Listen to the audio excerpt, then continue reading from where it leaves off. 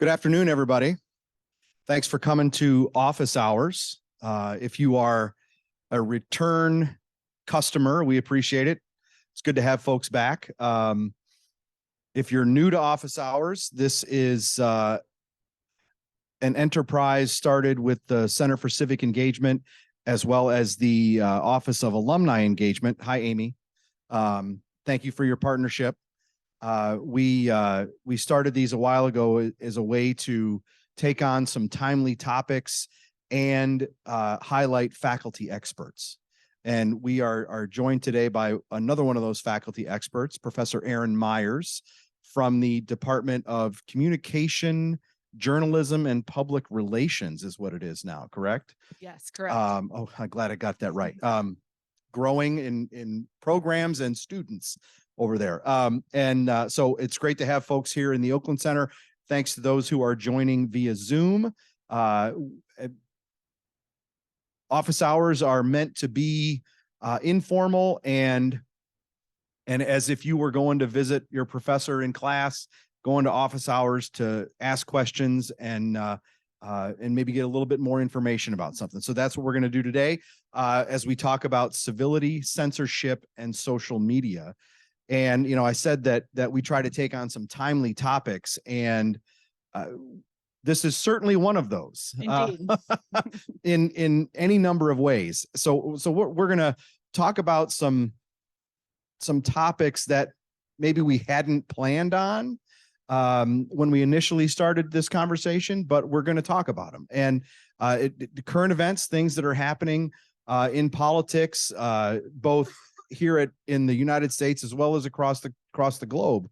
And let's just be clear right up front that Professor Myers and I are not here. We're not taking sides. We don't pretend to know right from wrong in these issues. We are simply here to talk about our observations, talk about Professor Myers will sort of do an analysis of certain elements of things that are happening.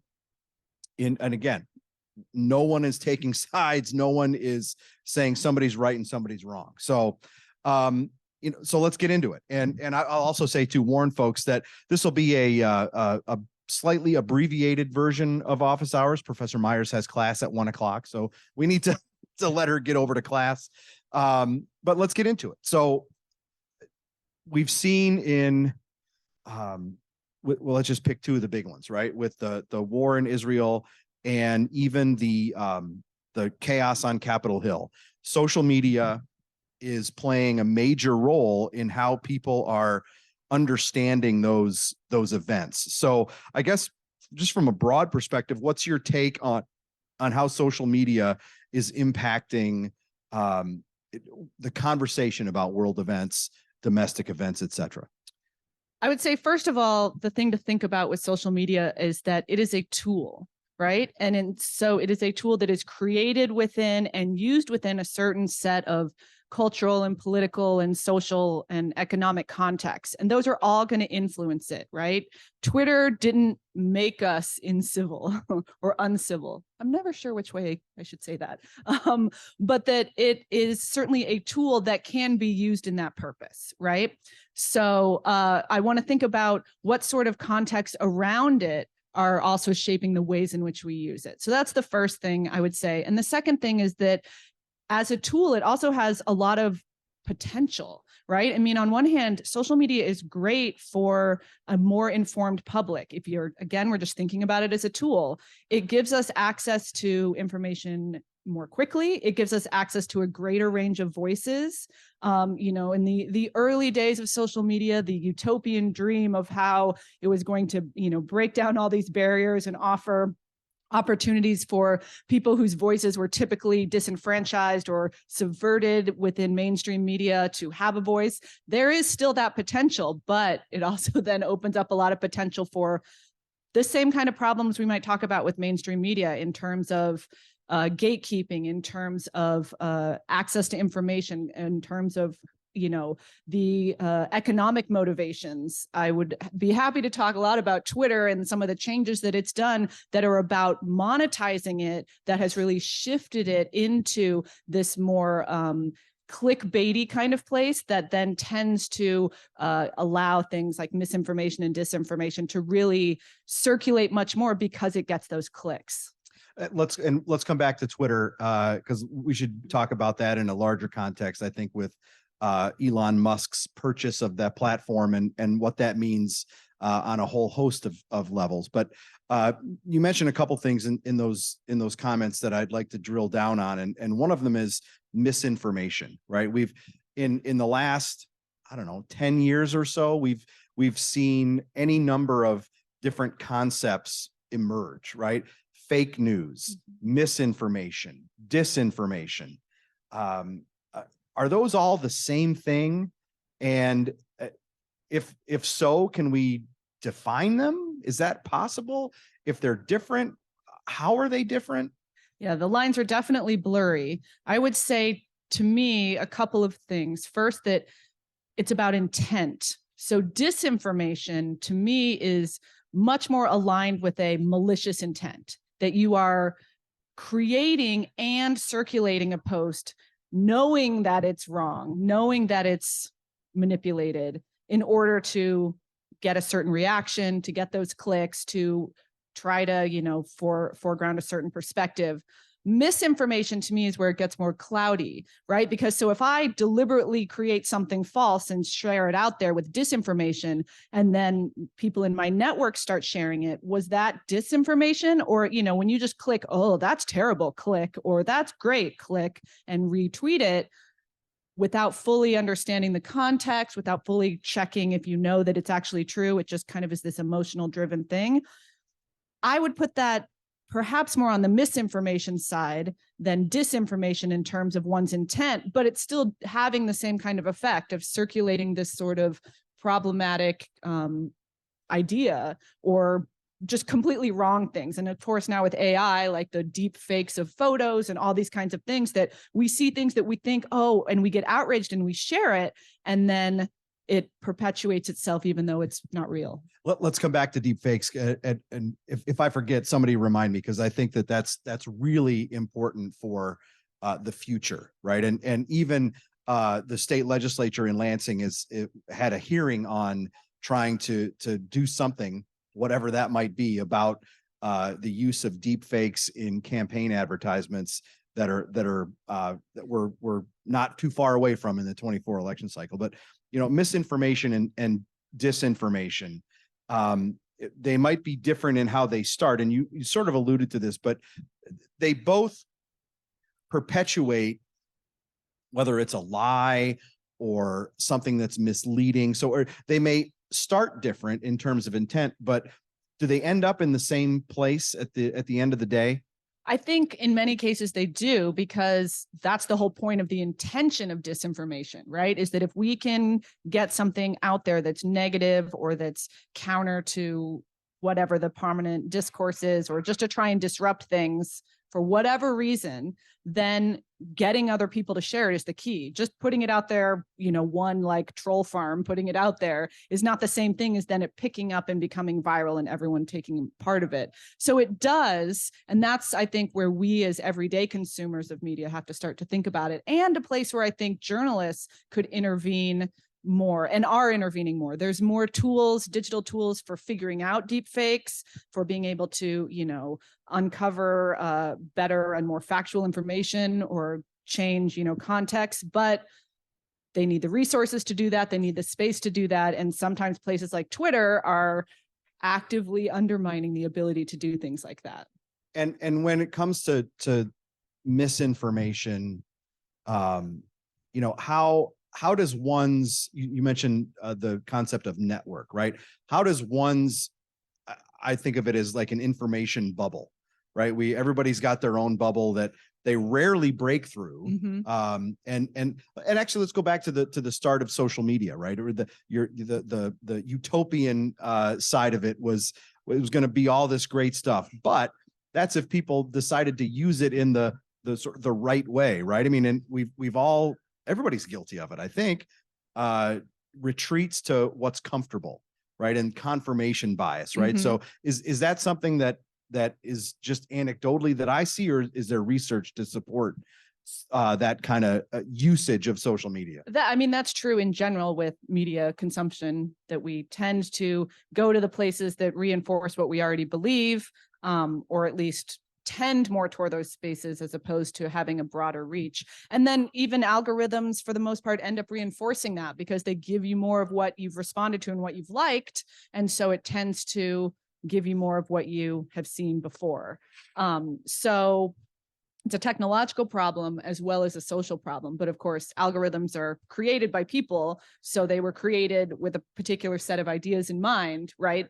Let's give people more of what they want without thinking about the sort of public sphere potential of this space that, at least in the utopian view at the beginning, it was trying to achieve.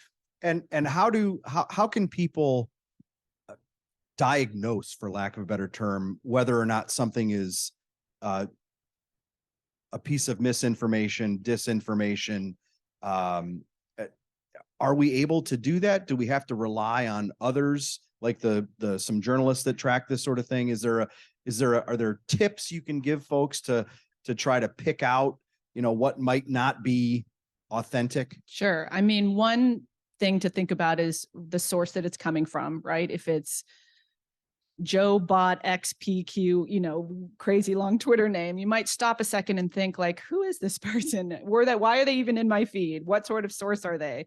But there's also a lot of ways that things on social media get tied to different journalistic sources and different newspapers and media that you might not always know or might not always understand, what their particular framework is in terms of how they approach certain stories. But there's a lot of ways that you can, honestly, you don't even need like the super complicated digital technologies to spot a deep fake. You just like Google or reverse image search and see that it has shown up in all these other places, not associated with whatever the story is that you're seeing it associated with. That's certainly one way that you can do it. And then, the confirmation in other places. If you see a particular piece of information from what seems like a reputable source, are you seeing other sources discussing that in the same way? Because if it's just this one place, which isn't to say that automatically means it's false, right? People break stories and then it gets taken up by other news organizations, but it's worth recognizing, is it something that other people are talking about in the same kind of way? So is it almost to make an analogy or a comparison to another phrase, right? It's too good to be true. Yeah. If it's too good to be true, it probably is, right? I mean, so if it's so outlandish, or although they're probably getting better, right? But is that a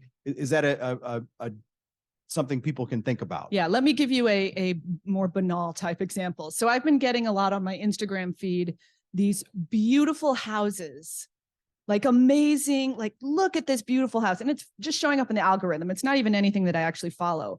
And I get caught up looking through this scroll of pictures. I'm like, look at how beautiful this is and the view and how they made the bathroom and all that.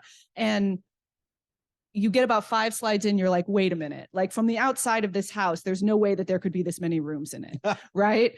There's no way that, like, wait a minute, there were mountains back there, but now I'm seeing the ocean, right? It's just, when something seems not right, it's worth paying more attention to. So that's what I think about deep fakes, is that sometimes you see them and it seems off. And so if it seems off like that, maybe that's worth investigating a little bit more. That's interesting, because you still have to have a pretty good eye to spot, though, or you have, which is exactly not what social media is made for, right? Where you're scrolling, and you can easily miss those kinds of details, right? I mean, that's which just makes it even harder. Right. Absolutely. Because it's just as part of the, how quick can you move through it, and what the algorithm is feeding you. So because I clicked on that once, then I got a whole bunch of those for several weeks. Sure. And then it was a lot of like, oh, well, maybe this is true, because I kept seeing things over and over again. One of the things that I think is interesting to think about with social media and information flow is, and you mentioned it in your first comments, about the sort of immediacy with which folks can communicate with not just each other, but with leaders, right?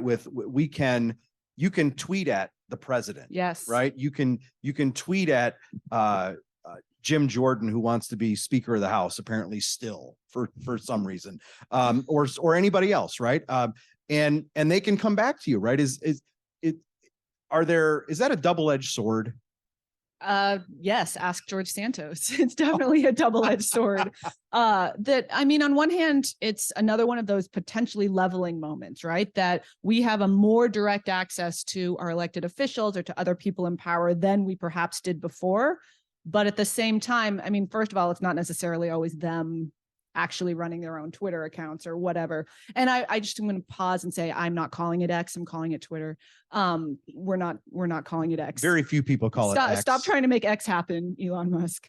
But anyway, that you have this chance and this back and forth. So it could be another leveling place, but for the most part, then it ends up, either it gets ignored, that they have a Twitter just to have one and to put stuff out there, or that people then just end up arguing with themselves in the replies.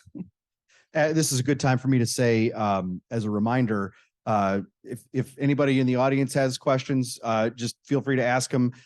Folks on Zoom. Oh, we actually have one. Well, this is a long one from Dan in Chicago. I trust Dan. He says, I'm an SBA graduate. I've spent the last 16 years working in social media marketing. Following the release of the Twitter files 10 months ago, social media platforms have established backdoor access to federal government agencies and even the Biden administration officials as it relates to shadow banning or taking down social media posts of constitutionally protected speech, most notably the Hunter Biden laptop story from the New York Post, et cetera, et cetera, et cetera. What are your thoughts about social media platforms putting their thumb on the scale in terms of information flow, I guess that we could say. Thank you for your question, Dan in Chicago. If other folks in the audience or on Zoom have questions, Zoom folks, put them in the Q&A and we'll get to them. Yeah, I think it's a complicated issue because, of course, we want to think about First Amendment protections. But when we think about these social media spaces and how even if we think, okay, so the Twitter files and the question about Hunter Biden's laptop, I mean, what came out about that is that we have, or what we used to have at Twitter, were actual humans trying to make decisions in the moment of a rapidly changing news landscape, right? And what actually the Twitter files found was a lot of nothing, that they made choices, they reversed choices, they, made some human decisions that weren't necessarily always right because humans are fallible. But at the same time, to then extend that into the ideas of shadow banning and censoring material, for the most part, it has to do with one's own perspective on that, as to how much you think that's actually happening compared to whether or not it actually is. I mean, if someone's interested, I can point you to some studies that said that it's actually not happening to the degree that people are concerned about it, which is, of course, a typical thing that happens in media, that we end up being much more concerned about something because it's getting a lot of media attention compared to it actually happening quite a bit.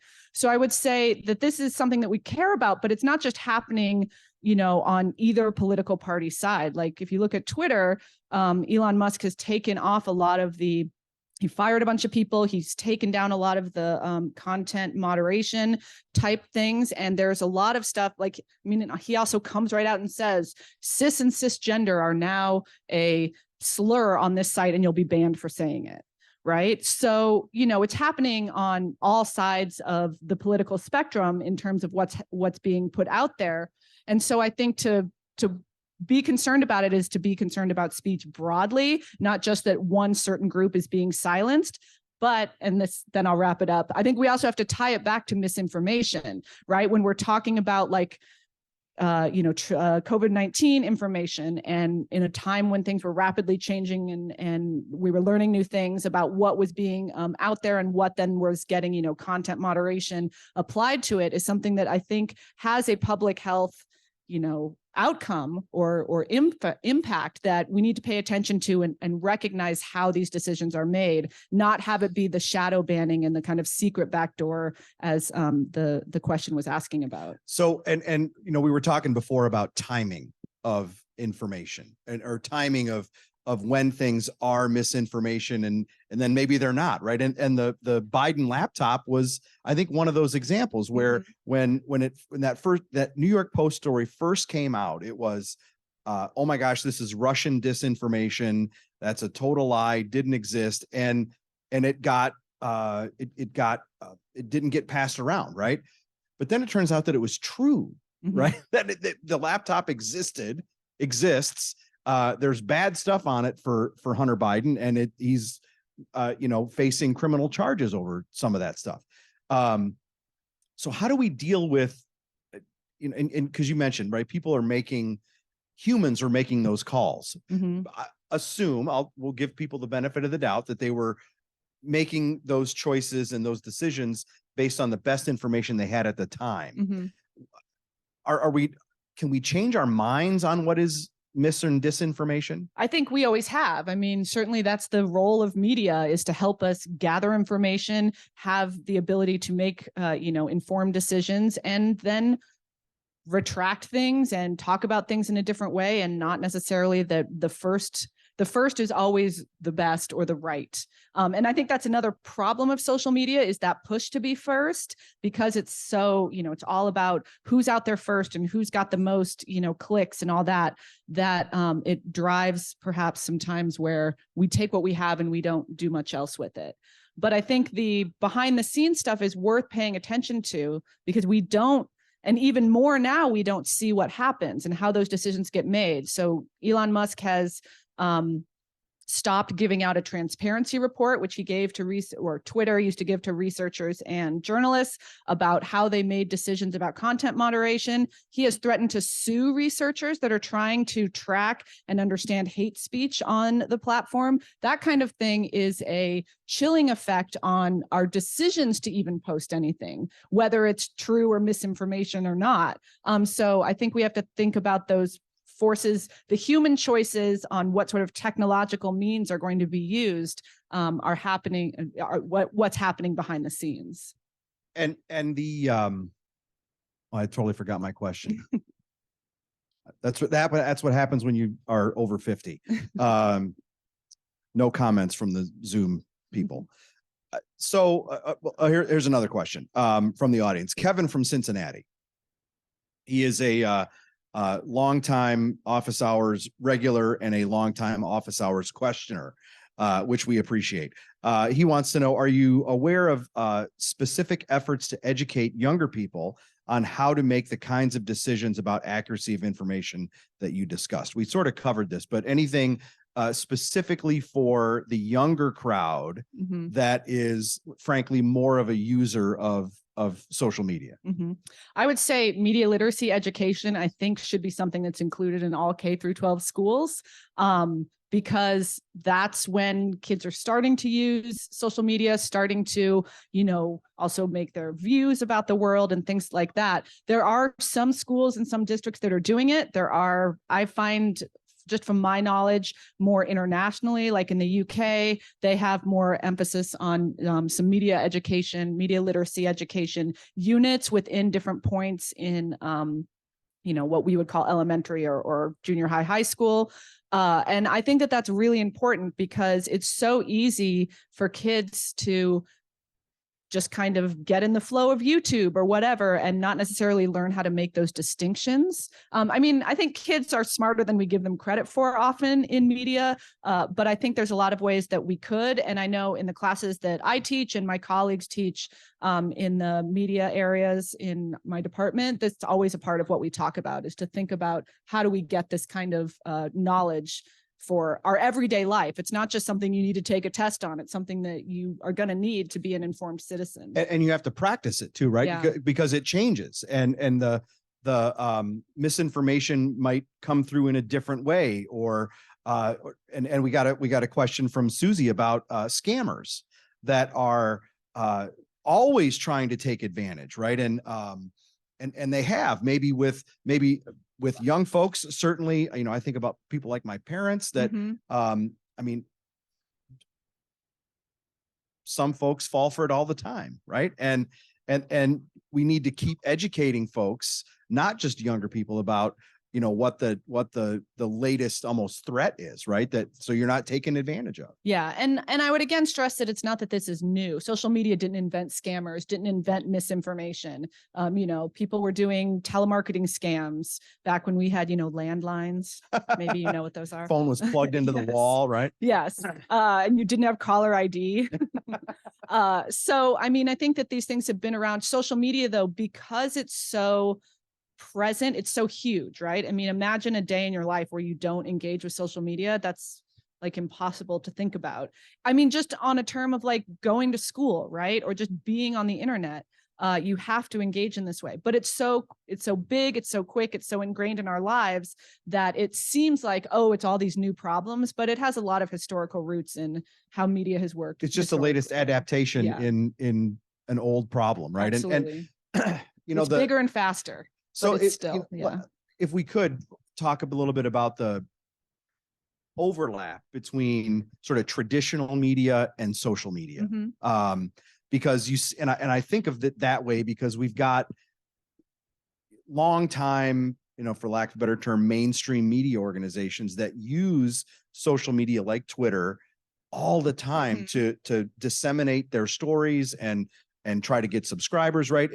And sometimes they get it wrong too. And which takes me back to the term of fake news. And when that was the phrase of the day, I thought to myself, well, fake news has been around forever because reporters are human. Humans are infallible or not infallible, and they make mistakes. So how much of, and this is impossible to quantify, but I'll ask it anyway, right? How much of fake news or misinformation is just an honest mistake? Yeah, I don't know how to quantify that either, but I think I think perhaps the problem is the way it gets treated, that, oh, it was wrong. And so now this media source is tainted and we should never believe them again. Whereas the process of journalism is about stories don't just stop, right? We continue to build information. We continue to get new information. We continue to find new ways to understand a topic. So, just this sense that we can, they got it wrong, so let's dismiss it. But what did they do after that, right?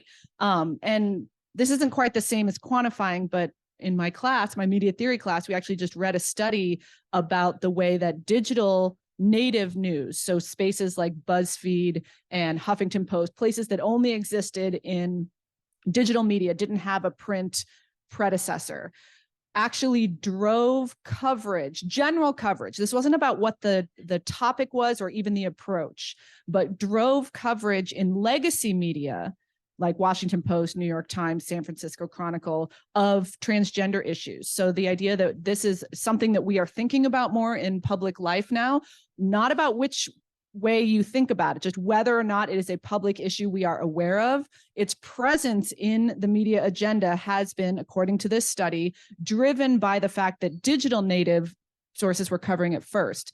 And some of the explanation for that is that unlike the print predecessors, they need more content. They need the constant flow of content in order to keep people coming back to the site, and that they are able to cover then a wider range of topics. But then it comes into the mainstream agenda too. So again, there's potential there, right? There's potential for good, like, oh, these digital spaces and using Twitter, and what starts trending on Twitter, though how things trend now is different. What people are talking about can then make mainstream news sources pay attention. So that's good, but it also has the potential to be bad when it's something that's focused on, misinformation or focused on spreading particular viewpoints over others. Dan in Chicago has a follow-up question that I think is going to take some unpacking, but it gets to a point that I think we should cover, which is regulation. And, we're seeing states pass laws about that regulates what social media companies can and cannot do. And there are First Amendment considerations there for sure. Mm-hmm. The Supreme Court is going to take an important case here in this term about a related piece. Dan's question is, what are your thoughts on Section 230 from the 1996 Communications Decency Act as it relates to social media companies being platforms or publishers. Right. So this is So I guess we should start with what is Section 230 of the 1996 Communications Decency right. Act. That so Facebook can't be held responsible for what I post. Right. So if I post something, you know, defamatory or slanderous or whatever disinformation, that Facebook cannot about Dave, that Dave can sue me, but you can't sue Facebook because they are just the publisher of the information. They are not creating that information. So they can't control what's out there. Now, of course they can, right? I mean, we already know that we've already talked about the idea that there's you know, some regulations that they put on themselves. So how do I feel about it? I feel personally about it that there should be, that letting the social media companies put their own regulations on themselves has clearly not worked. And that we can see that with Twitter again, because we've seen a bunch of regulations being taken away, like bunch of, you know, things that were about who gets banned under what circumstances or what constitutes hate speech, or even about the tracking of misinformation is now something that's done by the community instead of by people who are paid by Twitter to be content moderators. And sorry to jump in there, Yeah. but that makes me think of something else. Is the community, is that community notes? Is that, Yeah. And do we have those been around long enough for an evaluation of them on whether or not they're productive or not? It's pretty new. I mean, it's only been, you know, he only bought Twitter in 2022, right? What year is it? And so it's been pretty recent that has gone, that the content moderation has made that shift. I mean, from my own anecdotal information, it's not terrible, but I'm maybe also not looking at things that are incredibly inflammatory. I'm not looking at Twitter as much as I used to on like a personal level, which is actually happening across the board. But anyway, but so I think that there's a way that, you know, the companies have the ability to do other kinds of moderation that they just choose not to do because it's not profitable, right? I mean, part of the move to the community notes and the way that they changed the blue check on Twitter that you can now pay for it, gives people the chance to monetize what they are putting on Twitter, which, okay, like great. But then that means that they're more likely to post things that get a lot of clicks, which are things that, you know, hit us in our emotions or become inflammatory, or people that post things just, I sometimes I see something on Twitter and I'm like, this person does not believe this. Like they are just putting this up to get the clicks. And I'm just, you know, and I'm like, don't do it. And then I click on it. Right. So I'm part of the problem. But I think that it'll be interesting to see what comes out of this case, because it's still a human question, right? Who's going to make those choices about what, because free speech is not completely open, right? I can't actually say anything I want whenever I want to without any consequences. It's just, what are those consequences? Is it other people speaking back to me and the ability for people to call me out on Twitter? Or is it about me being banned because I'm, you know, spreading something so hateful or so clearly, you know, defamatory or something like that, that violates, you know, what in other parts of our lives we aren't allowed to say under First Amendment rules. So I think there's a balance, but the social media companies don't want to do it because the more we click, the more money they make, and the longer we stay on the platform, the more money they make. And what makes us stay and what makes us click is emotional responses, particularly anger. I want to ask you about regulation a bit more, but you mentioned Twitter usage going down. Whatever happened to Threads? Wasn't that going to be It's still there. It's when I'm on Does anybody use it? I don't, somebody must, because I see it. They're trying on my own Instagram. I never joined Threads, but I'll get a little box that says like, here's what's happening on Threads. And I'm like, no, but they're all trying, like Mastodon and Blue Sky. And there's all, you know, people like, we're all going there. Are we? I don't know, but I'm letting people work it out and then I'll find So, out. I mean, we've got a pretty student heavy audience here. Does anybody use Threads? Do you know what Threads is? Okay. Okay. You use Threads? You have it, but you don't use it. Do you use Twitter? Okay. So you're just like a a lurker. I would bet. Do you Yeah. do you guys use Twitter? I'm going to bet no, because Twitter is still. Even before Elon Musk was still a slightly older population, I think. So is Twitter now the old person social media? It's not Facebook levels yet, but it's getting there.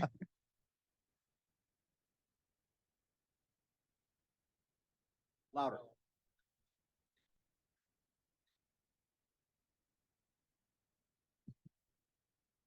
So Yeah. the repetition between platforms. That's definitely right? true. Interesting. Like I'm because I'm old, I'm not on TikTok, but I see things on TikTok because it filters in through my Instagram. So it's definitely cross-pollinating.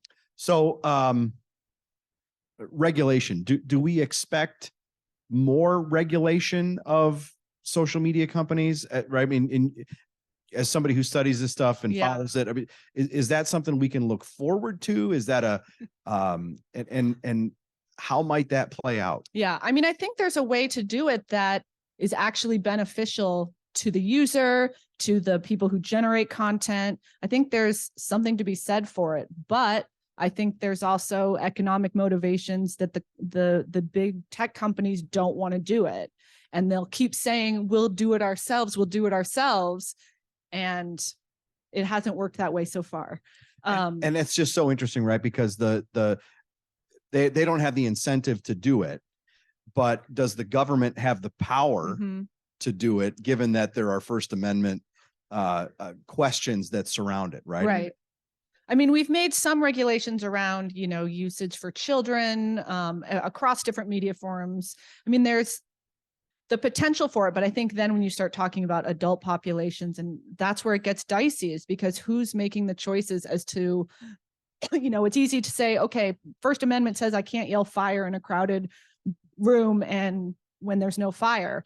But on social media, what does that translate into in terms of the actual harm that comes from it? Sure. I mean, we can point to some actual harms of people being, doxxed or harassed and things like that. But there's lots of other things that it becomes hard to actually pinpoint the idea of a harm other than a general disinformation, a general sense of incivility. Or somebody getting irritated. Yeah. Right. I mean, which is hard to legislate. Right. Right. And even like we mentioned, the state legislature had a hearing the other day about deep fakes in campaign commercials, right? There's got to be a blurred line there where, what's a deep fake and what's just creativity. Right. Because I mean, we always had splicing together of speeches, or putting it over, images that look scary, and, out of context quotations and all that stuff, right? Yeah. It's just it's the next adaptation. Yeah. Well, we're at about 12:40. I want to ask you a couple more questions and then let you and everybody else get to class. When we first started thinking about this, the issue of civility was foremost, maybe not foremost, but it was one of the top few things we wanted to talk about, right? And we haven't even touched on it really. And that stems back to a thread of the Center for Civic Engagement is trying to focus on that in all the stuff that we do. So civility and social media don't always go together. And is it more complicated than, well, people are empowered by anonymity on social media, or maybe not necessarily anonymity, but they don't have to face the repercussions of saying something to somebody face to face.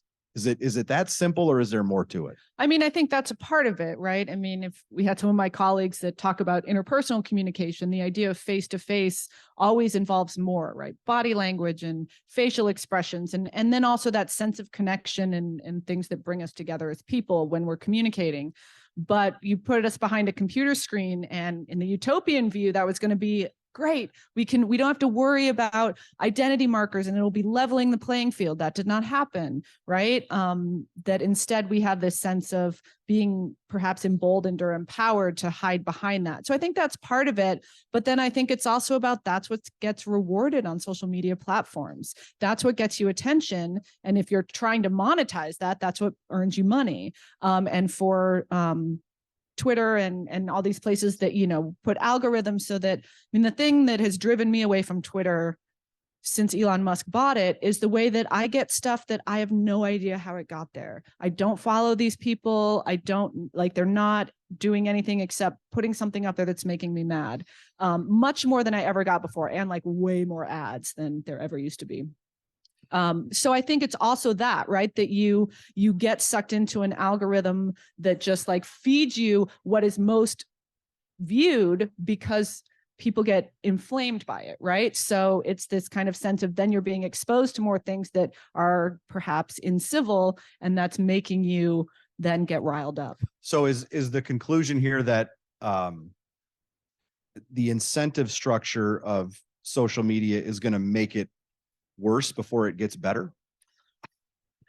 I mean, I think Twitter has shown that, right? I mean, I think the shifts in Twitter towards a more monetized, I mean, Twitter was always trying to make money. It's not like Twitter was this happy, wonderful place and then Elon Musk bought it and destroyed it.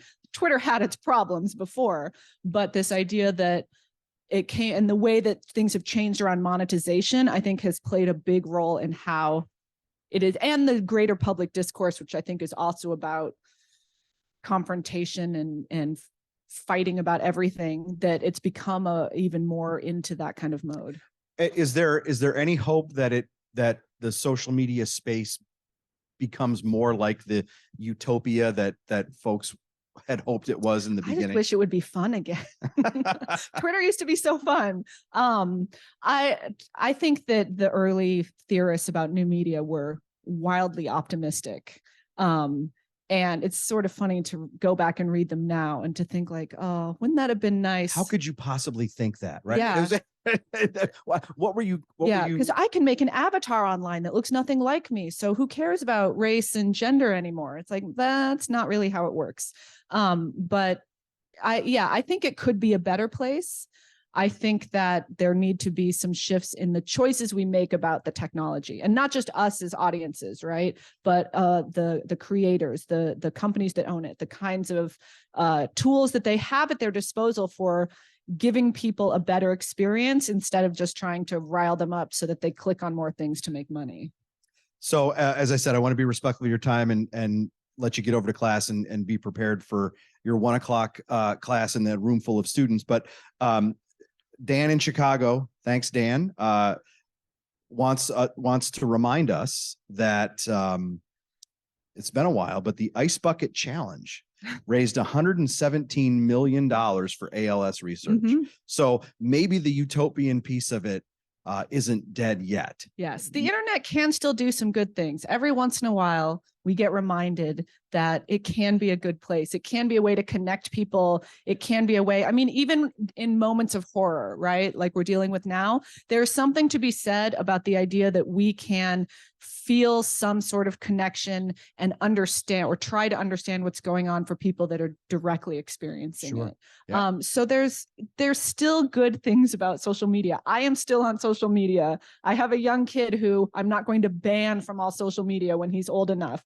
But you just have to you have to be smart and learn ways to navigate it and not just accept everything it's giving to you without recognizing that those were very real choices. Twitter and Facebook and whatever looks like it does because of choices humans made, not because the technology just works that way.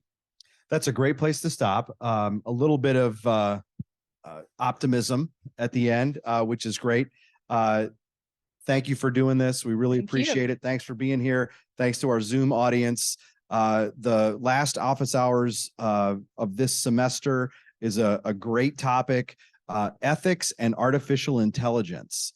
That's going to be November 16th at 7 p.m. in the evening with a faculty colleague from the philosophy department, Professor McDonald, as well as a special guest, the Dean of the Honors College, Graham Harper, is going to join us. That'll be a fun one. Look for more information about that in the coming weeks. Thanks again to Professor Myers. Thanks to Amy and Aaron in the alumni office. Thanks to Ryan for making sure we can beam out to Dan in Chicago, Kevin in Cincinnati, and everybody else. And thanks for being here. See you for the next office hours. Have a good afternoon. Thank you.